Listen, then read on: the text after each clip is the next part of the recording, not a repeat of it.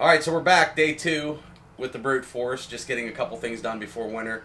I think I'm going to change my belt, even though it doesn't really need to be changed right now. I haven't had many issues with it since I changed it last time. There's a little bit of a squeal when pulling out, but I do think it's just maybe some dirt in there, and it doesn't do it all the time. So if you do get stuck with these, typically there's a switch inside. If the belt would blow off, it basically hits a trip switch that'll put the vehicle in limp mode, the ATV in limp mode. If it's just chirping, you might just notice it slipping a little bit. You might have it wet. You know, they dry out pretty quickly. But we'll show you. I've done this in the woods. I've also done this all in a good environment here in the garage. I'll show you the tools you need, and we'll get it changed. All right, so here's what we'll need. We'll get the tools together. We need the Phillips screwdriver, 10 mil. As you can see in there on the left, I'm missing a bolt there because the last time I did this, I actually snapped the bolt, not being too careful, and I had to tap it out, and I never replaced it. So I do have to order another bolt for that. I did put it on top so that less chance of getting water in there, but it hasn't let me down since. So let's grab the tools. We'll get that ready. Grab this little tray here. Set that there. We need a Phillips screwdriver. That's always helpful. We get the 3/8 drive and extension. That's helpful.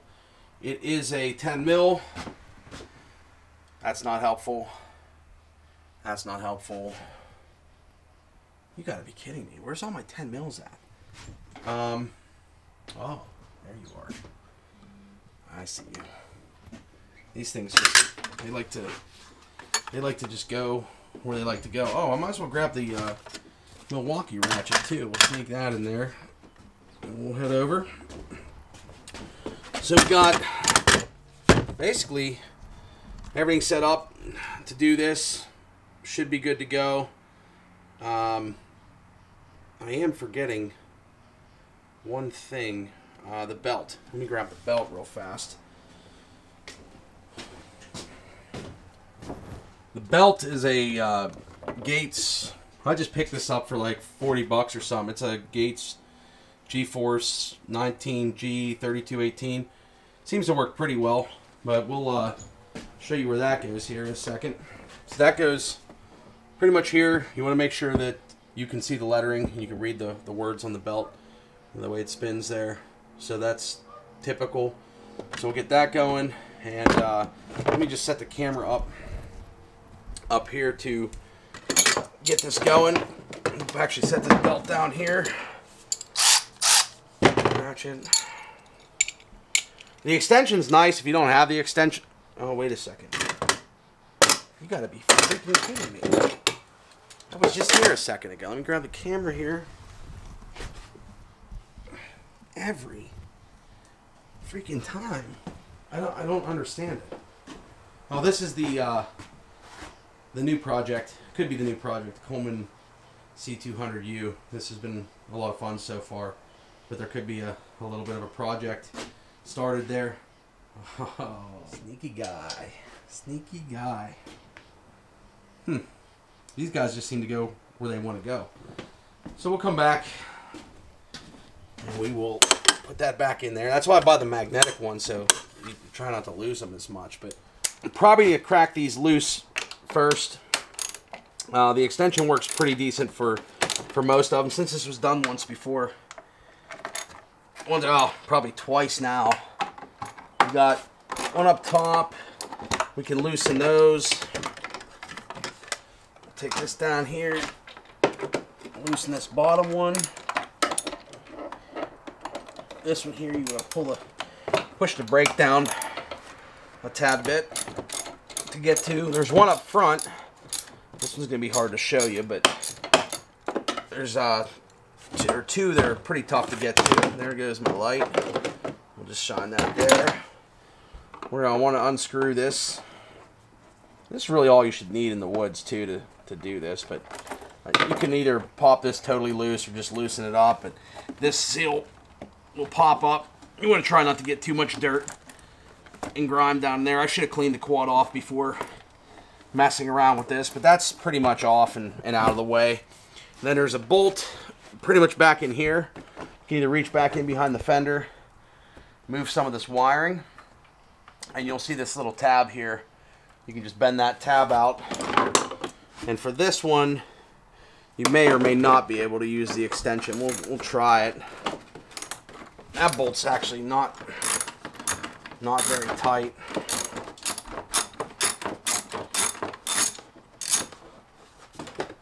So got that pretty loose.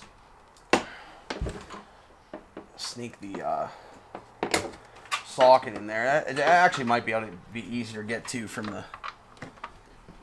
the bottom or with the shorter extension, but we're just gonna unscrew that one by hand, and I believe there's one right under the front. So we'll pull, and I don't know if you can see that or not in there.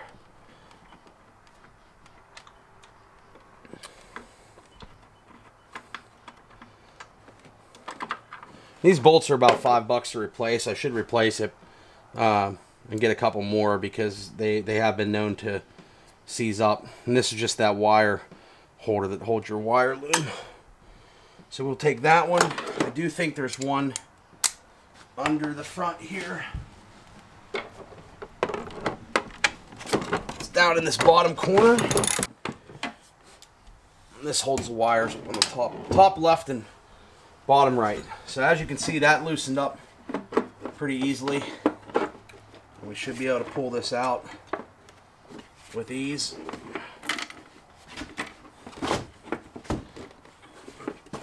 I'm not making this look easy, am I?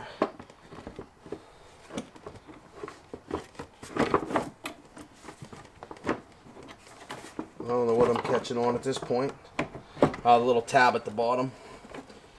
So you might just have to pull that out. And where am I hitting? Alright, so if you want, this is the, we'll open this up. A little dusty inside. This is the tab here that flops and puts your bike into limp mode. So when the belt's spinning this way, if it would shred apart, or you'd actually blow the belt off, this trips that switch, and that's what puts your bike into limp mode. So other than that, we'll take a look at, looks like my tabs are worn down pretty good, but we'll either disconnect this, probably safer just to disconnect this and get it out of the way. So we'll do that there, and we'll try to pull this one out as well. So we'll disconnect those two. We'll set this out of the way for now. So before we put this back together, we'll definitely, you want to be in neutral, and we will definitely clean this up a little bit, dust everything off, get some of the belt grime out of there. So to take this off, really all you should have to do, you may want to have a flat screwdriver. You don't want to damage your clutch at all, but if you start pulling it and rolling it, you got to watch your fingers a tad bit. But once you get this up onto here, you can kind of keep the pressure on it and start spinning it backwards to where it rolls up on this plate like that, and just keep spinning it. Keep spinning it backwards a little bit. So that went around, and we drop that there. So you can definitely do this in the woods. That's the old belt. Pull that off. Definitely, I don't know what was on this. I don't know where this belt even came from the last time, but so once that's off, we'll go to the new belt. Actually, you could probably clean this up. Make sure there's no dust in here. I might spray some of it off. We'll just get some brake cleaner real quick. I'm gonna wash my hands, get some brake cleaner before we put this new belt on. Like I said with the new belt, sometimes a belt will have an arrow on it. I think the Kawasaki ones will put an arrow, but you should be able to read the letters. And you want to just put this over here, go from the bottom or the top, either one. You can do the same kind of thing, spin it back on, spin it around till it pops. But let me go ahead and clean this up a little bit here first, just to get as much dust out as possible.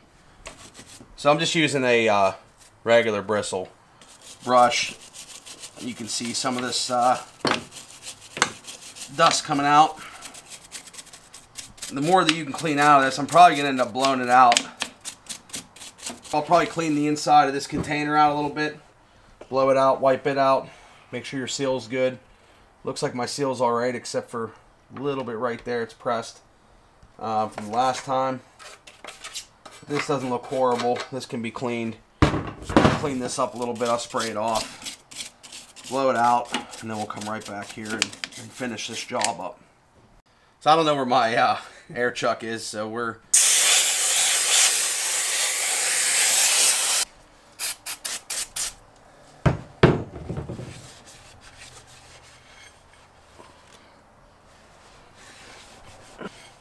Alright, so we're going to call that good for now. Let's spin this new belt on. So to do that, we'll just find our... Just watch you don't pinch your fingers. We'll see if we can go backwards again with it. Alright, so we get this in that tray. Pull down on that. Get it as far as you can. And we just want to roll it. And you want to just keep pushing down on it if you can. Roll it backwards some more while keeping pressure on it.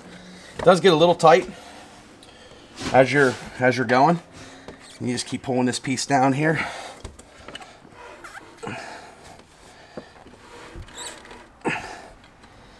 You can see that's rolling a little bit.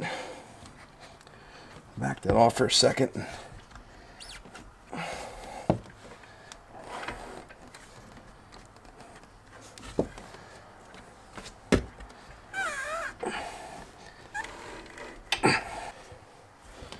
Let's see what happens if I just keep rolling it.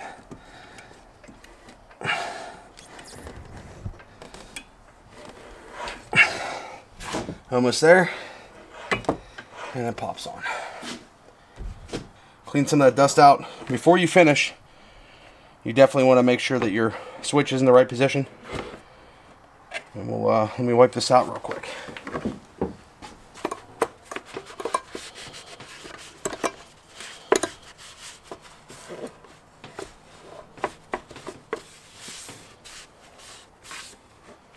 All right.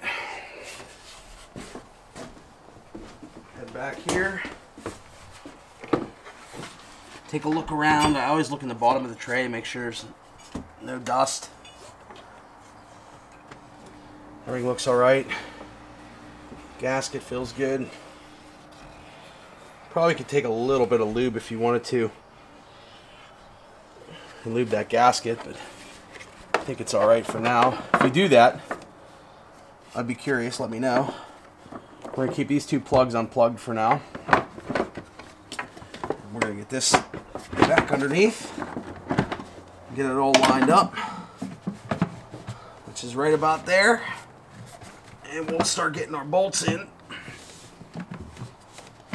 You can kind of feel where it's seated.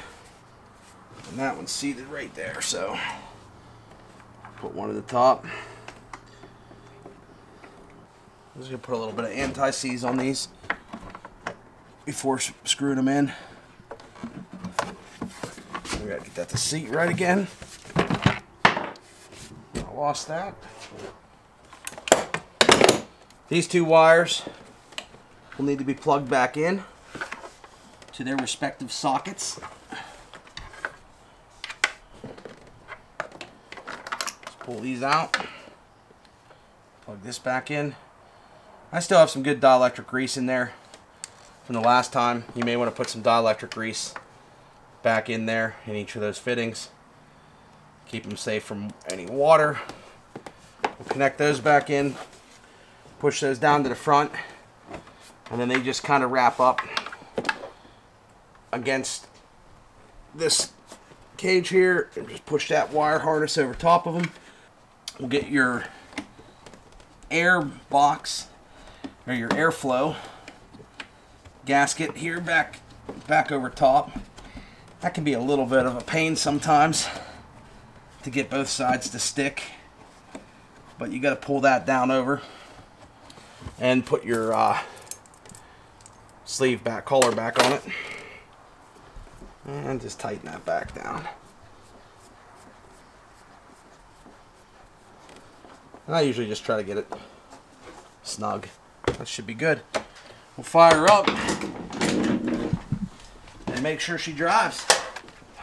Oh, hot. Save this old belt here just in case for a backup. Wouldn't be bad to sneak it on the quad somewhere and just maybe have it there and zip tie it in the event of a break.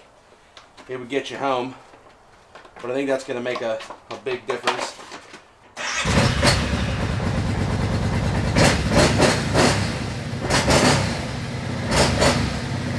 Now, some people said that when they put a new belt on, every once in a while it still wants to edge forward when they put it in gear. That could happen right now. But we'll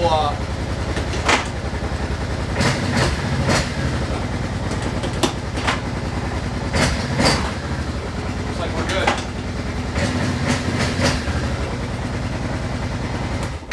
Another job done. We'll see how she works probably this week. Take it out, see the suspension works and everything else. Appreciate everybody who watches. It's always fun working on the brute force, doing something different. And we'll try not to flip it this week. Take care, everyone. We'll talk to you soon. Thanks.